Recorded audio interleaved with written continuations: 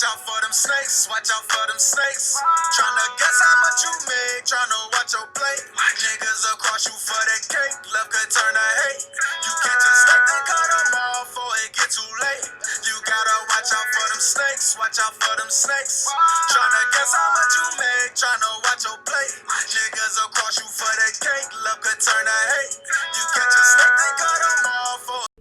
What's good, YouTube?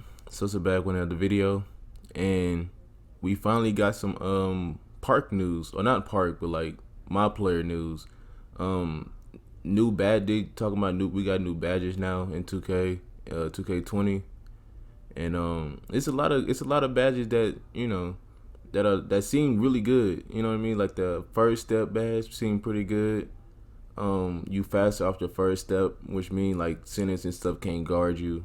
So if a center gets switched on you, he won't be able to pretty much guard you because he's gonna be too slow. So, and they added where it's not like combos anymore. Well, it still is combos, but you gotta actually put the combos together now. Like now you just can't do a whole rhythm dribble because you just flick up on the right stick. You know what I mean? Now you actually have to do that whole rhythm dribble, which is gonna create another skill gap for players who know how to dribble versus players who don't.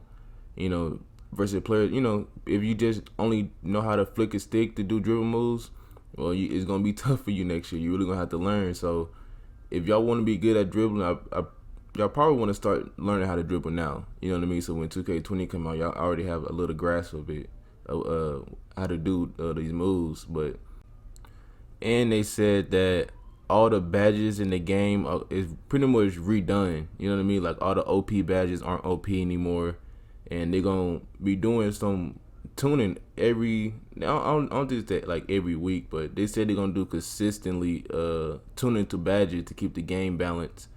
So like the OP badges this year is not gonna be OP next year, and they're gonna pretty much try to balance all the badges out, and so we won't have no overpowered badges anymore, which is, I don't know, it's kind of a good and bad thing, because you make an archetype based off of that thing, and now like the badges aren't really as good, it's gonna hurt that player. But I don't know, I think this new archetype system is gonna really help you not only be just a sharpshooter. So you might be able to be a sharpshooter and a defender. I don't know. I really don't know how these archetypes gonna work next year, but I mean, we gonna figure it out. We only got like 20 more days to the demo come out, so we gonna figure out all how that archetype stuff and all that shit happen or work. So, and for the lockdowns, they actually added interceptor back into the game, and well, not lockdowns, but people who know how to play defense.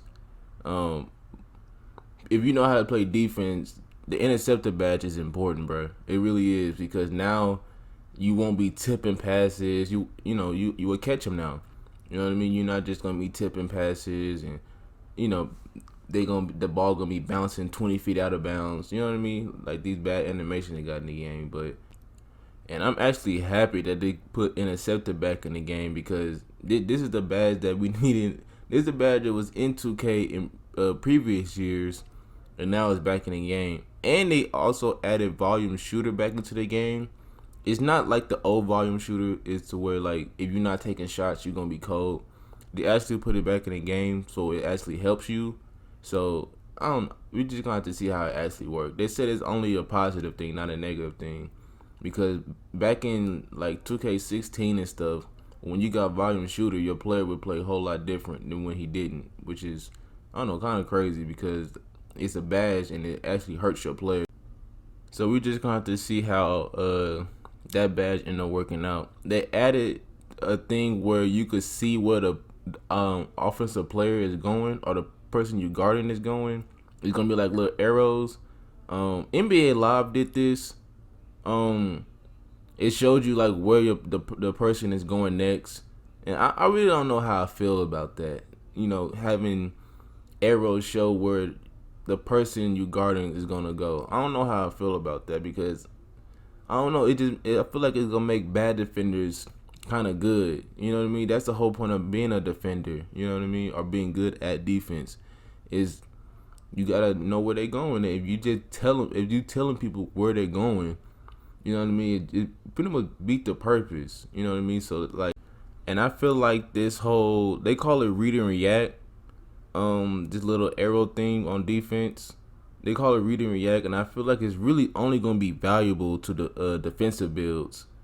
I mean, it might still be valuable to like offensive builds and stuff like that, but I feel like it's gonna be more valuable to a defensive build because their lateral quickness and stuff is always gonna be better and they're gonna be faster. So I feel like it's only a lockdown thing, and it's like lockdowns are already overpowered, and you put this in the game. You know what I mean? But and they also have 2 different type of defensive badges in the game now.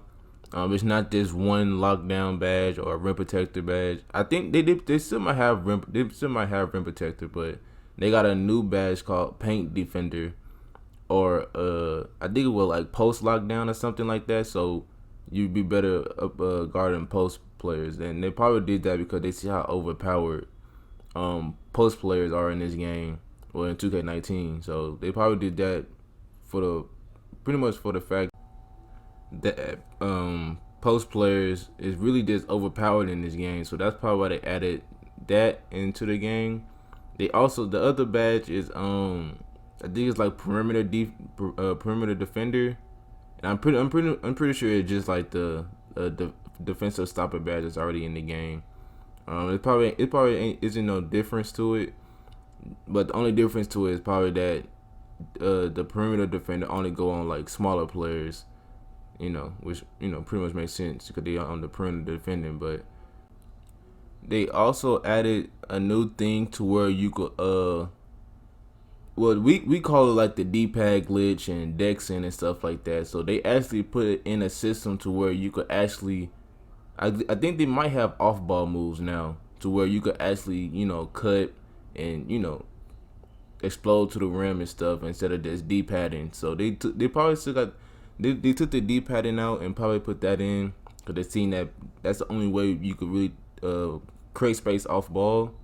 So now you could pretty much do what Stephen Curry do and just run around the court if you're a sharpshooter. You know what I mean? Instead of just D-padding all over the place. So that's I mean, I feel like they tried to do that. They tried to do the off ball before in previous games. I feel like they did that, or at least try to do that, and it just didn't work out. So we're just gonna see how it work out this year. But I don't know, the news that I'm hearing right now, I'm getting excited for this game, bro. Like, this game, it's sounding solid right now. It's sounding really solid right now. It's sounding like it's gonna be a real good game this year, bro.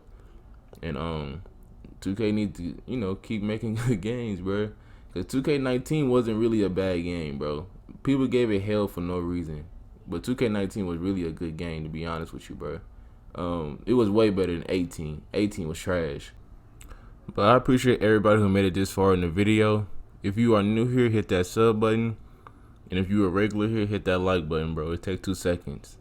And it's been your boy, and I'm out. Peace.